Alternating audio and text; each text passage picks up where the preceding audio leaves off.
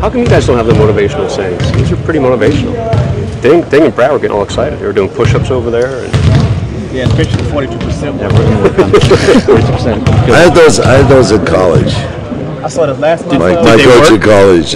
Well, we were a pretty good team, but I don't know if that was. But you know Michigan is like girls' high school basketball.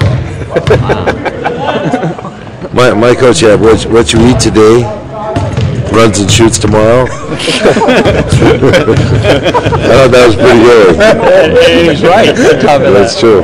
Hey, now that you've had a night to kind of look at some film and think about it, any better idea about how you could look so good in the second quarter and not so good in the third? Well, it's a matter of who beat whom to the energy out there, and who was motivated to start the quarter. And they grabbed the momentum away from us. And we finished the quarter relatively well.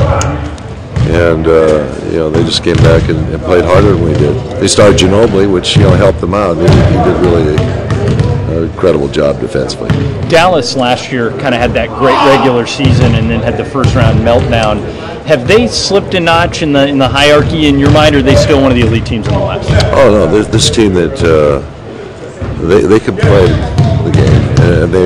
They run the game in a way that they pound it through you, and they make you pay, and they watch their turnovers, and they do things the way that a grind-out team in this game does, and it makes it very difficult. You have to be very solid defensively and not give them second shots, not give them second opportunities. Do you like the matchups for tomorrow night? Obviously, you don't have Andrew, which would be nice, but what do you think about specifically tomorrow night and what you got to do? Well, last year we did play them with Lamar on the team. And as a consequence, he was a player that could, mobility-wise, could hang with Nowitzki, and that helps us out a little bit. Otherwise, we haven't got the speed to contest with Harris or Terry, but we'll try. Do you have a pretty good feel for where you stack up in the West now, or do you not really know until you get through this road stretch that you have coming up? Well, I don't know anybody that does. I mean, maybe we haven't played Dallas yet, so we're not aware of how we play, how we will play against them this year. We haven't played Portland yet. They're another team in playoff contention, and I would guess that we haven't played other teams. We've either split or Denver. We swept the season series against them, so we know a little bit about some of our matchups head to head, and we feel pretty good about it.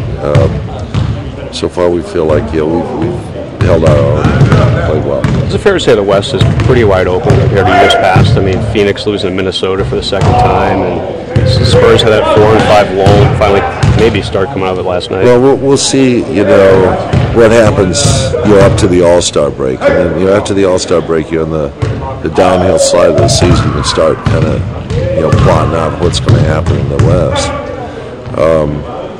Looks to me like New Orleans is in this thing for the long run right now. They're healthy and they're playing well enough. This particular division is really packed. Houston, when they get McGrady back, are going to be heard from. They're going to make some noise.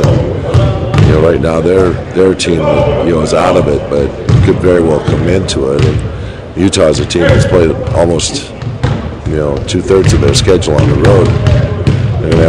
They're a great home team, so you're going to have them at home, and they're going to be a contender too. So the West is going to be a battle all the way till the end. I know you hate these situations, but if you had Bynum last night, would you be able to sustain that lead the second half, do you think? I don't want to go there with that ifs. See, I told you hate those situations. You got the midway point tomorrow night of the season. Are you where you want to be? Do you even know yet where you want to be, other than first place? You want to be 41-0, but you take your attrition and the scheduling and the injuries and things. We're okay where we're at. We know that we've got to be competitive in some games that we haven't shown well. We've done San Antonio twice now, haven't sustained the effort.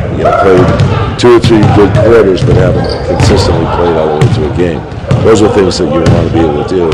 Some of the things I warned this team about before we started practice. That was a much different team starting Eddie Jones than they had been past years.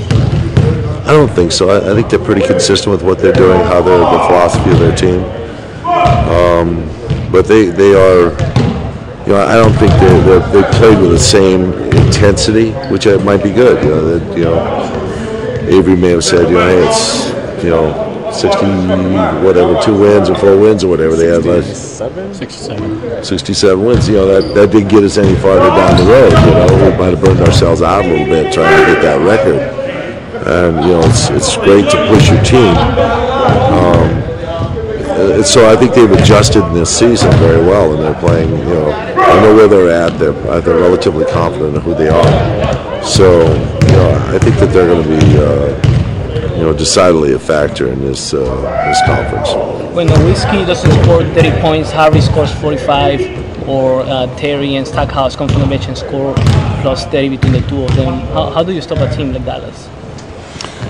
Well, the big key about them is to understand where their shots are going to come from, and usually they have a variety of shooters on the floor, so you've got to be able to play individual defense, and the key is penetration is going to break your defense down, and how to prevent that. Last night we didn't. We paid for it. We'll try and do a better job tonight.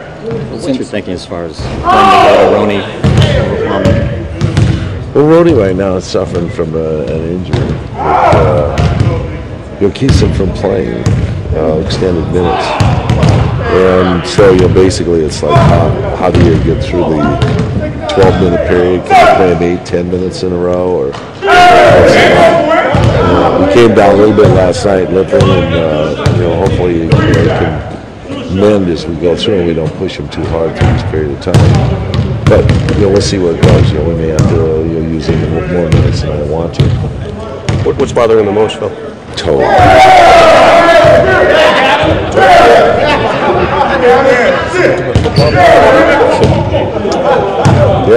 Yeah, baseball players get it too. Basketball players have it also, but they've named it toe.